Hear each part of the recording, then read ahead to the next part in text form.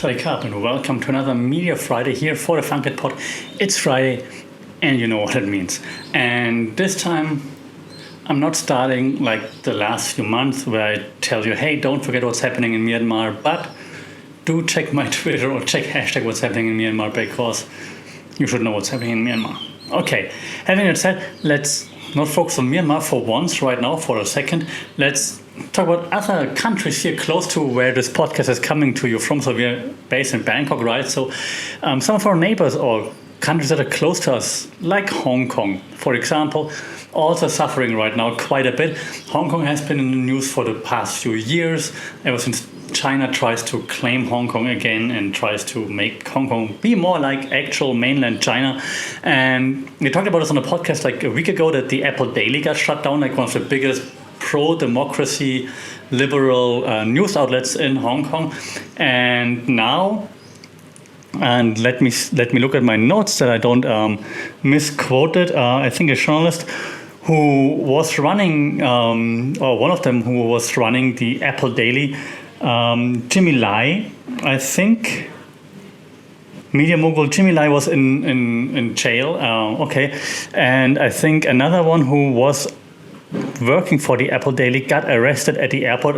I'm sorry if I mix up the words or the names here, but so someone who worked for the Apple Daily, I think one of the last journalists working for the Apple Daily, got arrested on his way out of the city, Hong Kong, and now faces charges, right? And then there's another pro-democracy outlet. One of the last one that's still up and running, kind of, is Stand News. But Stand News now announced that they will not have any op-eds right now due to the pressure. So if they publish anything against controversial or against the Chinese government and so on, they might face similar issues, going to jail or disappearing in China and whatnot.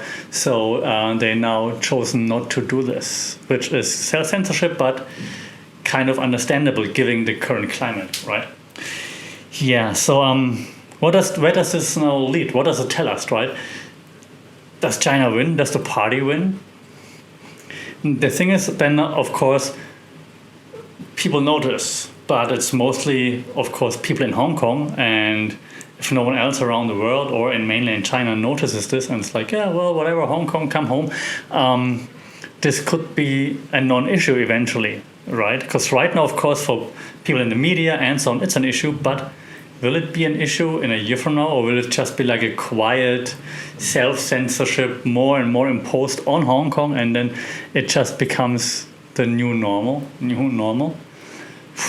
That's tough. So I think this development is really scary from my point of view. And what should we do, right? I mean, I can only urge everybody to check it out and like voice your opinions, show support. I don't know. Other than that, the international community, blah, blah, blah, we know what should be done, but of course it's not being done, right? Actually, by the way, freedom of speech is a right that was part of the deal that Great Britain signed with China when they said, okay, we're going to give Hong Kong back to you, but freedom of speech needs to be a thing. And that was actually written in, I don't know if to call it a contract or whatever. So that's actually a thing. So the international community could be like, hey, China, you agreed to this. What's happening? But of course, no one really wants to mess with China right now. And that's why nothing's happening. It's rather sad. And I mean, we shouldn't be throwing with stones if you sit in a glass house. So says the guy sitting in Thailand. I'm not gonna hate on Thai media or like the Thai system right now, of course, because I sit inside the glass house. But I read an interesting article in the Bangkok Post. Yes, this sometimes happens. Interesting articles in the Bangkok Post. At least the topic was interesting. The topic was, can Thailand's vibrant media? That's like a strong wording, vibrant media, but can it be self-regulated? And then the author goes into saying like, well, it's very difficult with how the media works right now. There are like three things that you have to understand if you look at the Thai media. One is, what did he say? To comprehend the current media landscape, 3 recurring trends must be addressed, as they could further complicate the quality of Thai media. First of all, the proliferation of social media platforms has been phenomenon in this country. Well, it's not just in this country, but yes, I agree. So social media is it's not just a thing, it's not just there, it's like social media is the thing. Like, if you're not on social media, you don't exist. And I know everybody says that's the same in every country. True. But I think, like, if I compare it with like back home, Europe, Germany, and so on, here it's like people only consume social media basically. Like, I mean, yeah, they trust the Bangkok Post more than something else, but maybe like depending on like other newspaper outlets and so on, other news outlets, but they see it on social media, or like old school on TV, maybe yes, but social media is super important, like incredibly crucial and trustworthy. I mean, it's not, but people trust it. So so I agree with this. Secondly, mainstream media these days relies too much on information and audio-visual clips from social media. That is also very true. So mainstream media, mainstream news, 60-70% of the news is just showing clips from social media. It's ridiculous. It's like, hey, this happened, here's a clip from YouTube, this happened, here's a clip from Twitter. What? It's ridiculous. It's annoying AF. If I see this, I'm not even watching, because I'm like, it's a YouTube show right now. Like, it's not the news. Like, what the hell are you doing? So I agree with this. This is ridiculous. And finally, certain bloggers and influencers have the arbitrary power to call out major media outlets that they consider to have failed to report or pick up issues of their interest and liking. This has become contagious in the past several months due to the widespread youth protests and anti-government demonstrations. This kind of media bullying online is a new trend reflecting the further polarization of Thai society. So I have one issue here with this. First of all, I agree. So influencers are still a thing in Thailand. I know, like, globally speaking, those macro big influencer impact goes down. Generally speaking, here in Thailand, not yet. So influencers are still a huge thing here.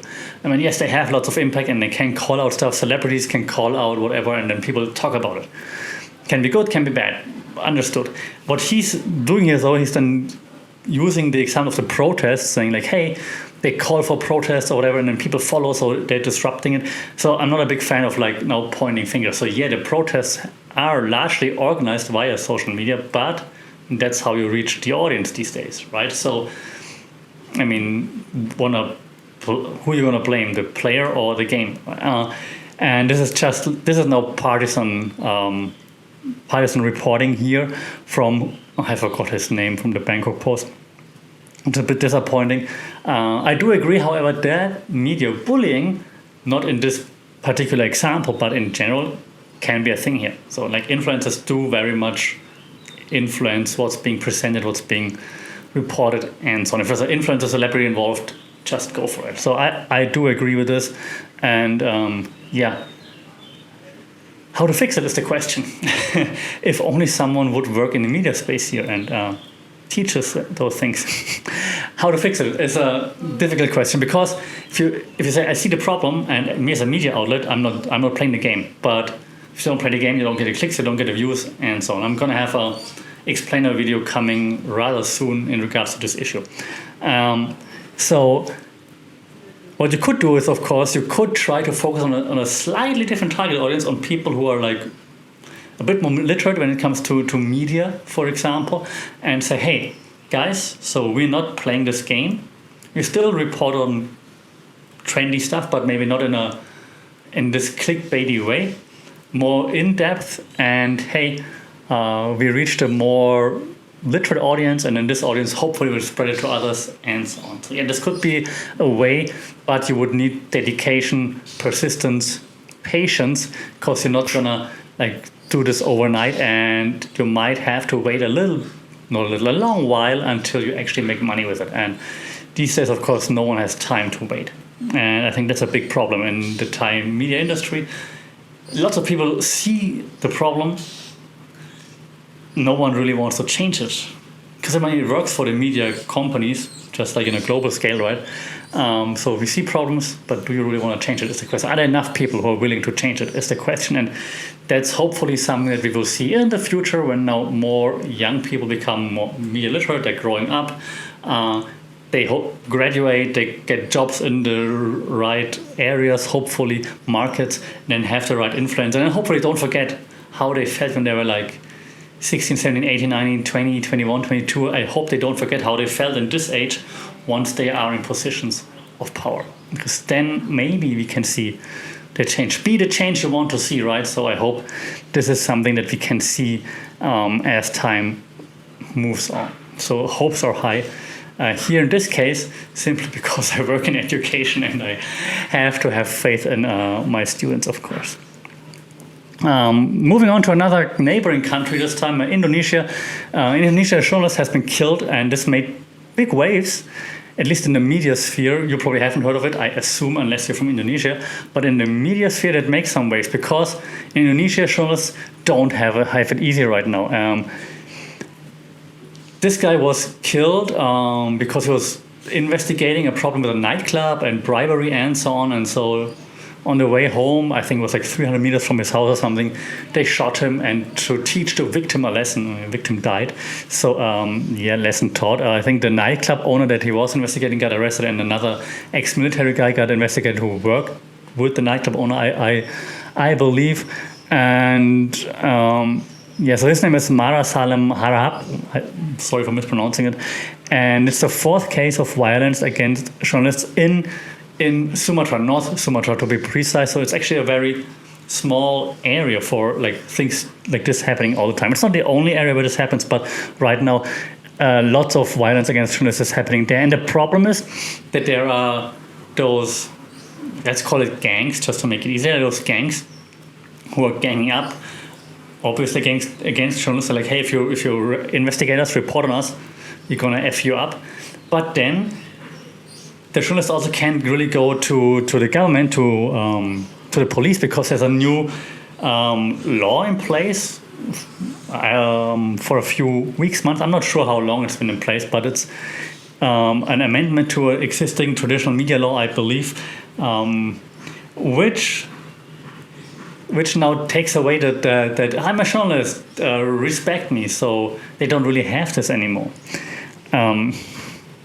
This is, of course, a big issue. And I can guess why, because the government is not really fond of journalists investigating, for example, the government, obviously. It's like, hey, let's just take this right away from them, and then, they're on their own.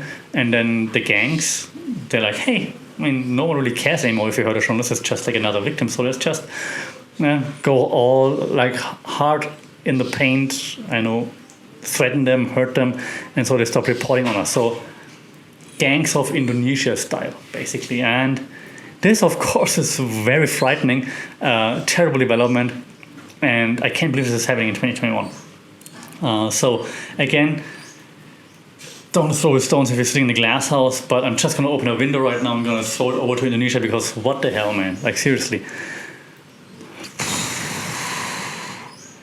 Like, the more you're in this media research thing, and I'm diving rather deep right now in like the area and so on, I'm doing research on this, it's just insane, it's crazy. And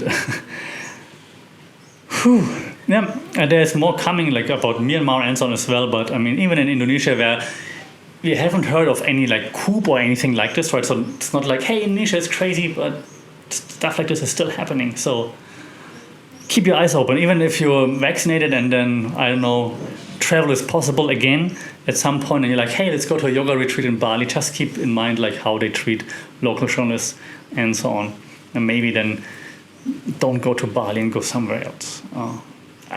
But then it's also not fair, because then the tourism industry suffers, and those people in the tourism industry, of course, are not the ones in charge. So, okay, go to Bali, but I don't know what to do. To be honest, that's really frustrating. If you have an idea, shout out, let me know. It's like reading things like this just makes me really sad, and it's frustrating.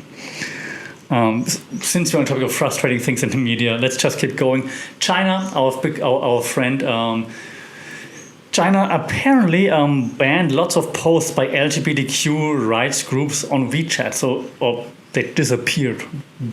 So yeah, you know what's happening there. It's ridiculous. 2021, and the Chinese government bans LGBTQ posts by LGBTQ rights groups on social media. What are we doing? Like moving backwards?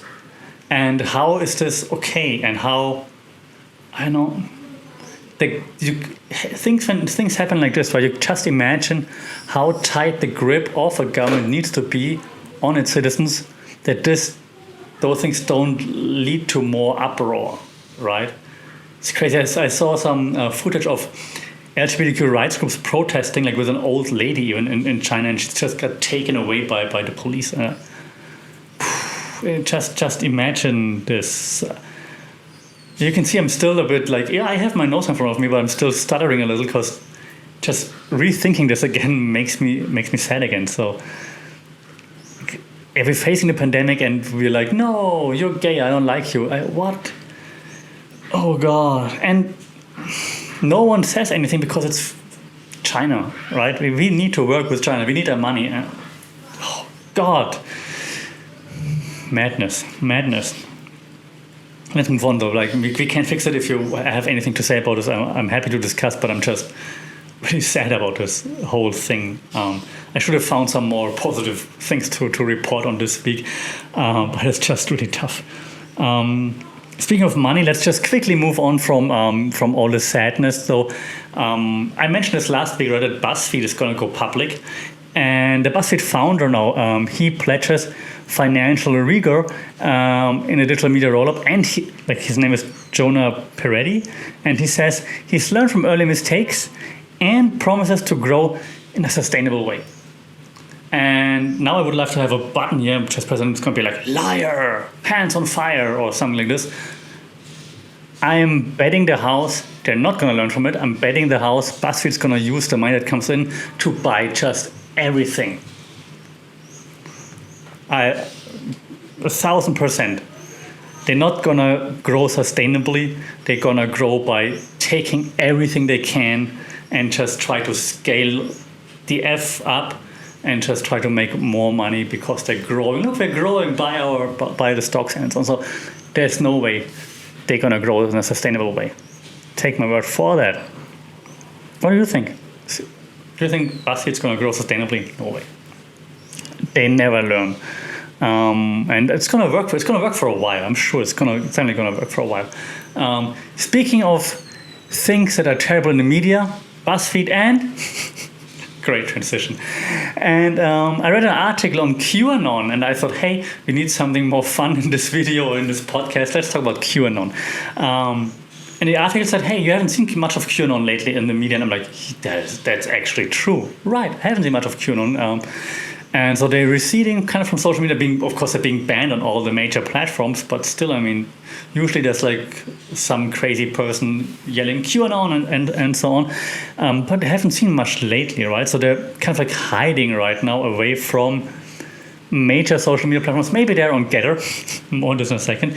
But of course, they're not gone, right? And right now, they're apparently targeting more local events. So I'm assuming it's like in local chat groups, WhatsApp, whatever, Telegram, whatever, where they organize themselves, and then they go to actual physical events and like, hey, we are here. So it's not that they're gone just because they're not on social media. They're still very much there and are now trying to infiltrate Congress, for example. You know, a few Congress members are parts of QAnon. And they have I don't want to say protests or demonstrations, they have like gatherings in certain states and organize them. So they're still there, they're still growing, they're still trying to spread their message. Just because you don't see them doesn't mean they're gone. So yeah, that's going to be fun once they are like back on a mainstream social media platform, once they have like more people in Congress that are pro QAnon and so on. Oh my God, that's going to be so much fun. QAnon comments on the podcast right now. Let's go. Okay, last thing about Southeast Asia. So I just needed a break to not like start crying. Last thing about Southeast Asia for today is then I have to talk about Myanmar. I didn't do it in the beginning, but now I'm going to do it anyways. I mentioned Indonesia, I mentioned Thailand, I mentioned Hong Kong. So now Myanmar. What happens in Myanmar right now, besides it's like all the killings that are still happening, now the pro-military camp is also like amping up their efforts on social media, meaning you can see more and more posts on social media now praising the military, praising the coup, and so on. In the beginning, it was more like if someone got killed and the news came out like, yeah, they deserve it, they're against us, they deserve it, and so on. That's still happening, like people in like military uniforms, like soldiers showing off and so on, still happening, but that makes others, of course, more angry. Now, you can also see more posts that are like more supportive of the military, like, hey, they keep us safe, good job, yay, and so on. Of course, it's like all military operators or pro-military, pro-junta, they don't want us to call them junta, pro-junta, people, supporters that are doing this, which of course we know what they're doing, but is it going to work is a question. And I'm afraid, like if they have enough time, it might actually work, right?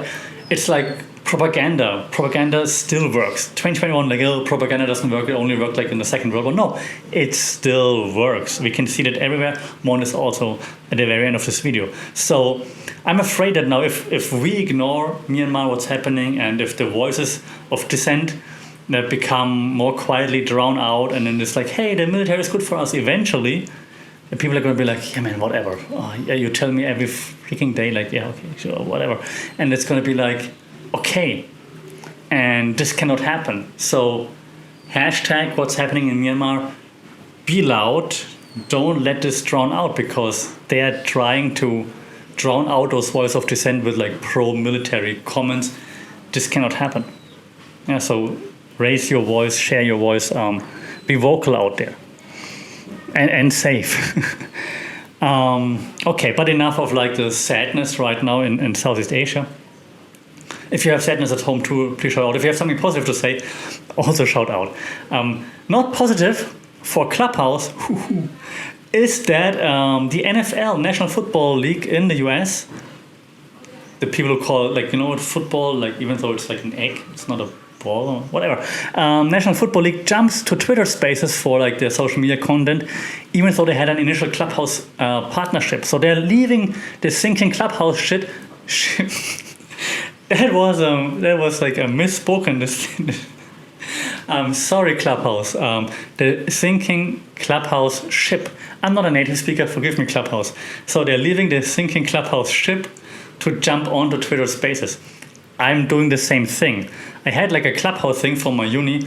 I abandoned this already because couldn't record it, couldn't download it, whatever. So with Twitter Spaces, yeah, it's public. You can download it later. And Spotify is now there too, like the Spotify Green Room. Is that Green Room? I think so, right? Where you can discuss all things sports, music, and so on. Yeah, also downloadable. You can create a podcast out of it later on. Clubhouse can't do that yet. So Clubhouse thinking ship. Goodbye. I still get all those pop-ups on my phone because I didn't want to, for some reason, I didn't uninstall it yet.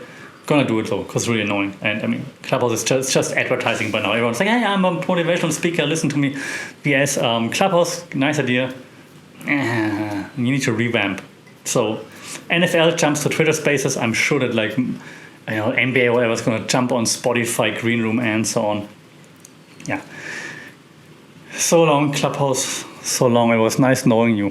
By the way, no transition. But did you see the Teletubbies posting their vaccination certificates on social media? We are vaccinated. Actually, they're not. It says it it's like July 21st or something, 2021. So it's in the future. So they're gonna be fully vaccinated.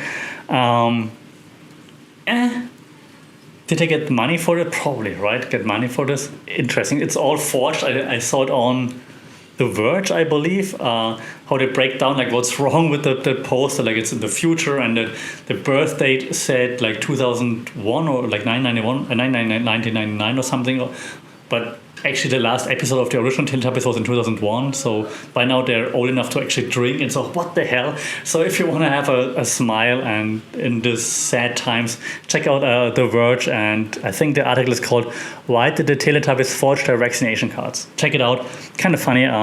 It made me smile for a little bit. What also makes people smile is when they get lucky.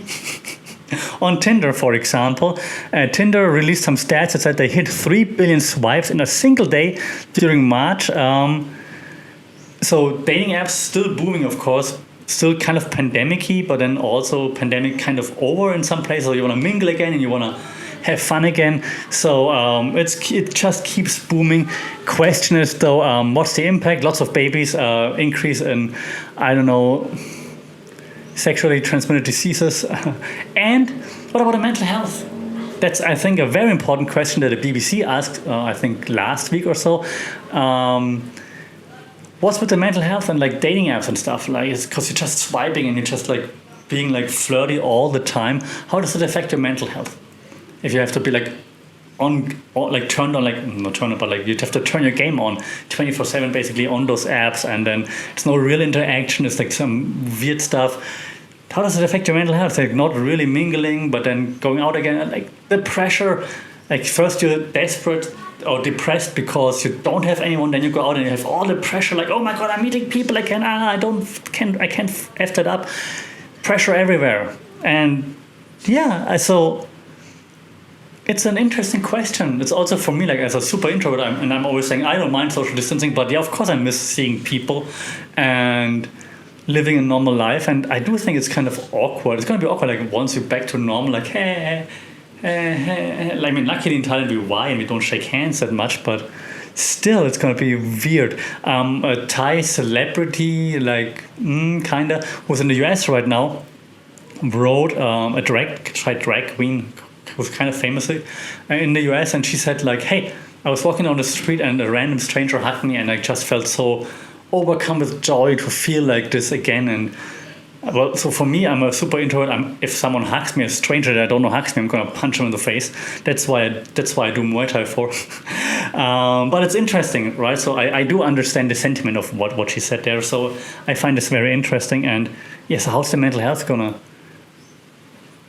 continue? And I hesitate saying this because today, next lockdown here in Thailand, in Bangkok, just had been announced. So starting Monday, we will be locked down again, like real lockdown, shopping malls closed, curfew, yay, for at least 2 weeks. So mental health, it's going down. Timber. Yeah, so let me know how you're dealing with mental health, dating, and so on. Speaking of dating, no, not of dating, but maybe you can use it to date. Getter is still out there. I mentioned last week briefly that, oh God, I knew his name, and now once I pressed record, I forgot his name again. That slimy dude who worked for Trump. Don't add me. Even if you're pro-Trump, you know he was slimy. Guy with like no hair, who's younger than me but has no hair and looks just like Mr. Burns. And, you know, this guy was, I think, affiliated with Getter, and Getter is still out there, apparently still gaining lots of traction. So if you're on Getter, GETTR, the right-wing Twitter, let me know how's it going. I'd be curious to see. I'm not joining, but I'd be curious to hear like what's happening on Getter. All right, slowly going into like the more broader news. Like for example, what I read on, I forgot where. I read that like more ransomware attacks are happening. So that's a thing right now. At least that it becomes public. So latest ransomware attacks, I believe I remember reading last week, Guardian, BBC, something, that they hit like American businesses again, and it's become public again. So maybe, I'm not sure if those attacks increased or if we just hear more about it, because maybe they're not paying up and just making it public to increase the pressure on like security and so on. Maybe since McAfee died, maybe more hacks are possible. I don't know. I just see more and more of those news popping up these days. So maybe there's an increase, or maybe just hear more about it. Understandable though, right? And if in 2021 you're still not safe, secure, and you just, I know, having you like not maybe, and you don't hire a security company or experts, deserve it. I'm not saying this. I don't really mean like you should get hacked, but I'm saying you should take care of your cybersecurity. That's what I'm saying. So please be aware that this is a thing, and even if you're like a smaller biz, they can still come for you, because even you have things to lose, and they might not hack the Pentagon, but I'm gonna hack like averagejoes.com, because hey, you can extract files from there, and then maybe you can blackmail them. So just be aware of this. Yeah, thank you very much. Okay, that's the teacher in me coming out. Okay, one of the last things I want to talk about today is that Amazon acquires MGM. They had been talking about this for a while now, so now it's out there in the public again. So Amazon acquires MGM. Now, on first sight, it kind of looks a little bit like, why? Amazon is about streaming and so on. So it's not their main biz, but it's streaming, right? MGM is more like old school cinema, TV shows and so on, right? And a roaring lion, of course. But so initially it looks like a bit like contradictory. Like, why would you go for like the old school thingy if you like more about streaming? Cynics could say it because they want to kill old school, but no. And then when thinking about it, I read a quote from Jeff Bezos from like 2016 or whenever it was. He says like, if you win like Emmys or Oscars or whatever, in the end it's going to help us sell more shoes. It's like, yeah, that's true. So then it makes complete sense that he's going old school again. Right, so maybe he doesn't want to kill MGM. Maybe he wants to use like this old school thing just to be like, hey, we're Amazon. This is also Amazon. So check out Amazon, buy your stuff, buy more stuff on Amazon. So maybe it's just his way to spread the wings even further. So it makes sense actually. So I think I understand what he's doing. It makes sense. Having said, he also left his role as CEO for Amazon, right? 27 years after he founded it, to become the first billionaire in space. No, he's not. Why not? Because Richard Branson said, hold my checkbook. I'm going to fly a week sooner than you, Jeff, and I'm going to be the first billionaire in space. But we talked about this in the last podcast. So congratulations, Richard. It's coming. Is it next week? Let's see, maybe next week's podcast we can talk about the first billionaire in space, or maybe the first billionaire who didn't come back from space. Who knows? Okay, last thing, before we have some funny stuff to discuss and then to also phase it out. Norway has a new law that forces influencers to actually list what they edited in the photo. So if they like a picture of like them looking all pretty and stuff, they have to list what they changed, like which filter they used. I think like that they used filters and like what they changed and so on, to be more transparent. Good thing. Norway, good thing. I think that's a good thing. If you think it's not a good thing, then you're probably an influencer. I think it's a good thing.